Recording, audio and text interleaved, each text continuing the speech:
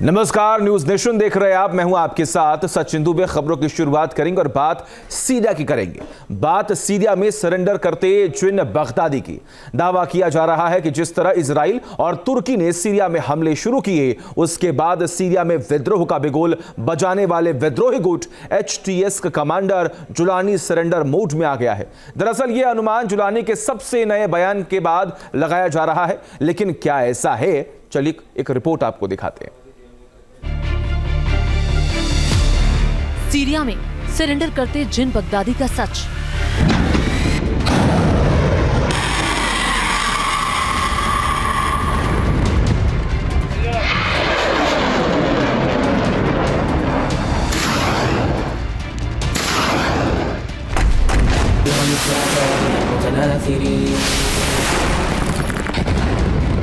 जो बम बारूद बरस रहे थे,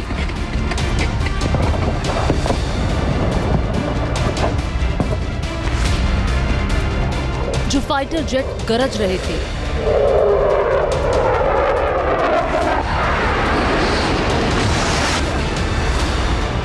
या जो युद्धक टैंक धमक रहे थे,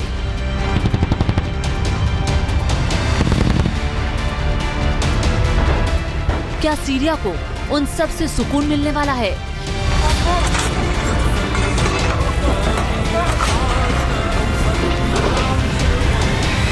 क्या 15 दिन से सुलग रहा सीरिया शांत होने वाला है? और अगर ऐसा कुछ होने वाला है तो इसके पीछे की वजह क्या है?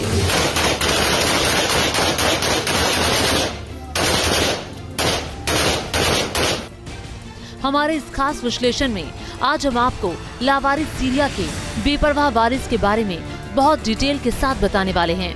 मगर पहले सीरिया के मौजूदा हालात के बारे में बताते हैं।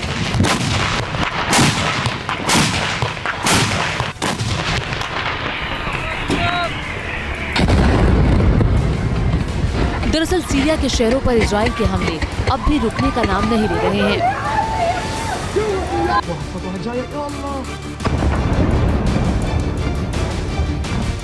इजराइल असद के सीरिया के भागने का ज्यादा से ज्यादा फायदा उठाने की कोशिश में है।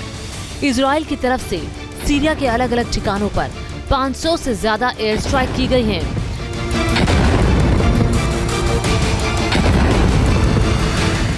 दावा किया जा रहा है कि इन हमलों में इजराइल ने न केवल सीरिया के बड़े भूभाग पर कब्जा कर लिया है, बल्कि सीरियाई सेना के लगभग 80% हथियारों को तबाह कर दिया है, जिसका सबूत भी इजरायली फोर्स IDF की तरफ से जारी किया गया है।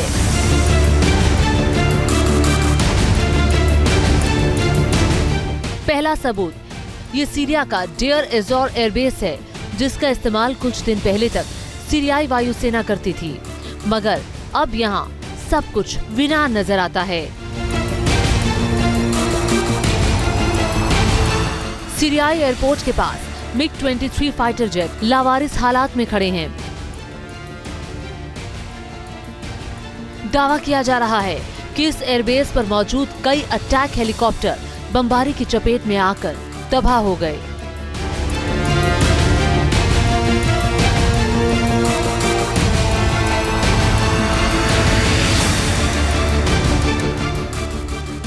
दूसरा सबूत बंकर में छिपाया गया ये T-90 टैंक सीरिया को रूस से मिला था। इस टैंक की मदद से असद सरकार सीरियाई विद्रोहियों को कुचलने की कोशिश कर रही थी, मगर जब इजराइल की सीरिया के संघर्ष में एंट्री हुई तो इस टैंक से बमबारी करने वाला कोई नहीं बचा। इस टैंक को लावारिस छोड़कर सीरिया की सेना भाग खड़ी हुई। अब इसकी तस्वीरें IDF ने जारी की है।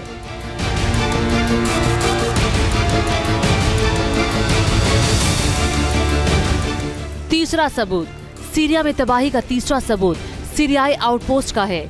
इस पोस्ट के जरिए ही सीरिया की सेना सीरियाई विद्रोहियों को रोकने की कोशिश कर रही थी, मगर अब इस पर इजराइल की सेना का कब्जा हो चुका है। यानी ये तस्वीरें गवाही दे रही हैं कि कैसे इजराइल की सेना सीरिया में अंदर तक घुस चुकी है।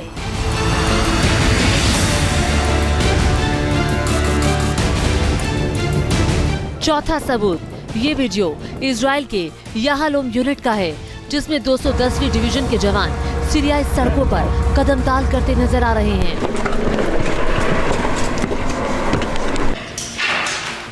गोलान हाइट्स से आगे बढ़कर सर्च ऑपरेशन चलाया जा रहा है ताकि कब्जे में लिए गए सीरियाई इलाकों की सुरक्षा सुनिश्चित की जा सके।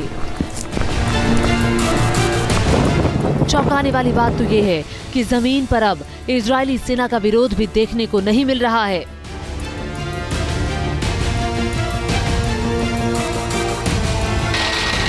पांचवा सबूत इस बात की गवाही दे रहा है कि इजराइल की सेना अभी भी आगे बढ़ने की कोशिश में है।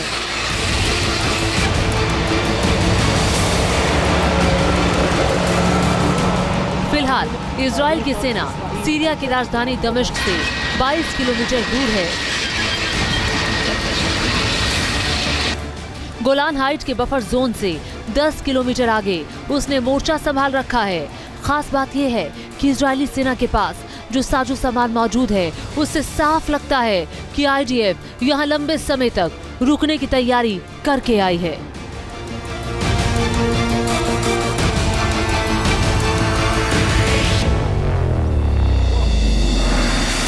सड़सठ के युद्ध के दौरान इजराइल ने सीरिया के गोलान हाइट्स क्षेत्र पर कब्जा कर लिया था।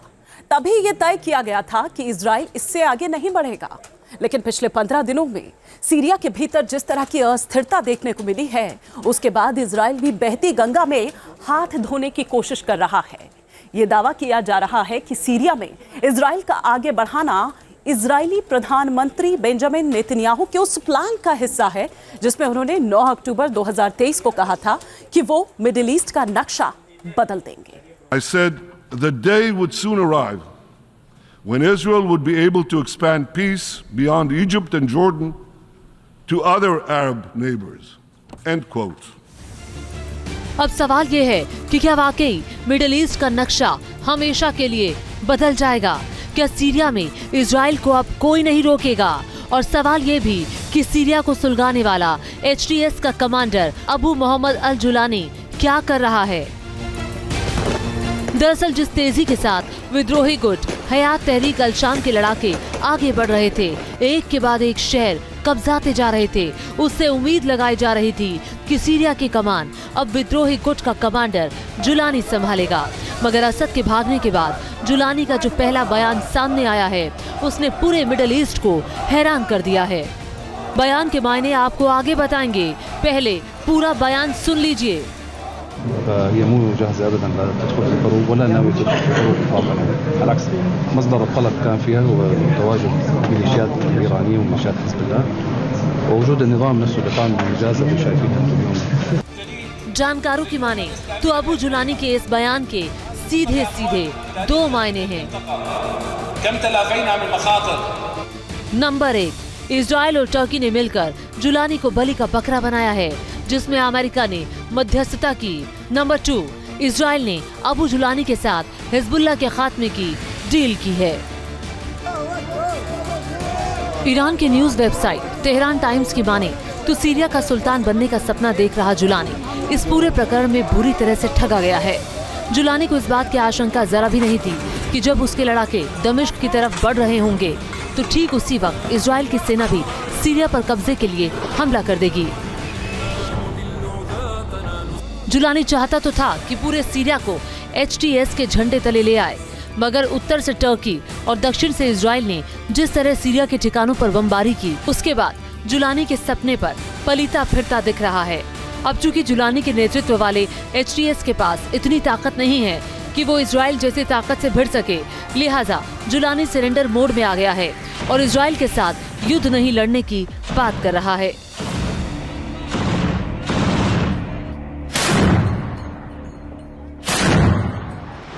इजराइल की तरफ से 500 एयर स्ट्राइक की गई है तो आक्रामक टर्की भी बहुत ज्यादा है। टर्की की तरफ से 400 एयर स्ट्राइक की गई है, जिसमें दमिश्क, होम्स, टाटस, लताकिया और पालमायरा में हथियार डिपो तबाह किए गए हैं। लेकिन क्या तुर्की और इजराइल का मकसद सीरिया को आपस में बांट लेना ही है या दोनों की मंशा कुछ और है? जानकारों की अगर माने तो सीरिया में जैसा दिखाई दे रहा है, हालात उससे बहुत ज्यादा खतरनाक होने वाले हैं। डिफेंस एक्सपर्ट्स भी ये मानते हैं कि ये हालात तभी सुधर सकते हैं जब इजराइल और तुर्की सीरिया को आपस में बांट ले, क्योंकि सीरिया में आतंकी संगठन आईसिस की जो सबसे ताजा तस्वीर सामने आई है वो मिडिल ईस्ट में बहुत बड़े खतरे की गवाही दे रही है।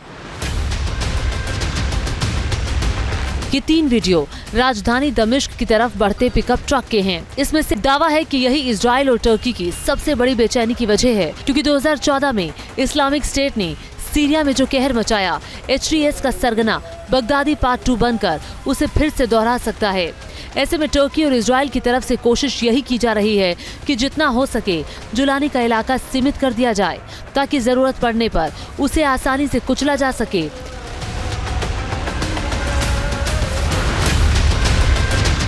इस बात में कोई शक नहीं है कि असद सरकार के तख्ता पलट में जुलानी ने अहम भूमिका निभाई। शक इस बात में भी नहीं कि तुर्की ने जुलानी के संगठन HTS को पूरी मदद की, मगर HTS की मौजूदगी के बीच आतंकी संगठन ISIS ने जिस तरह सीरिया में री एंट्री मारी है, पक्की बात है कि इससे इजराइल और तुर्की के लिए भी चुनौती खड़ी हो सकती है। लिहाजा सांप फन उठाए उससे पहले ही इजराइल उसका फन कुचल देना चाहता है।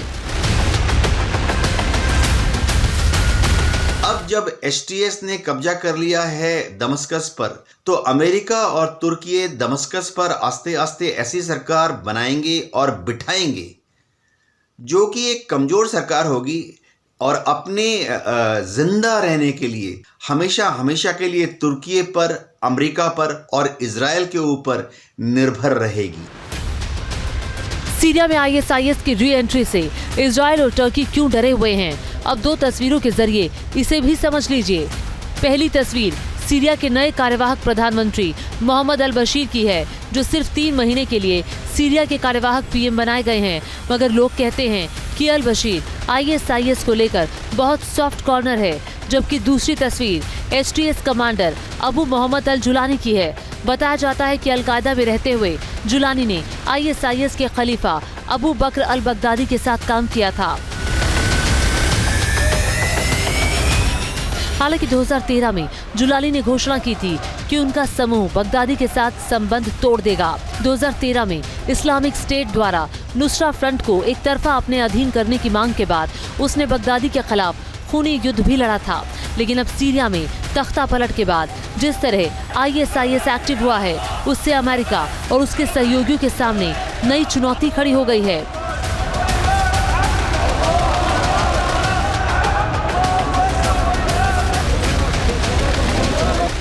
अमेरिका भी ISIS को लेकर एक्शन मोड में है।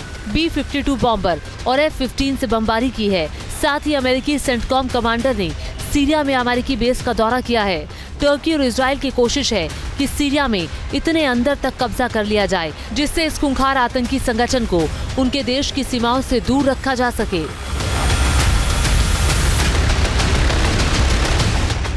Team news nation. News nation अब व्हाट्सएप पर खबरों की ताजा अपडेट के लिए न्यूज नेशन के इस QR कोड को स्कैन करें।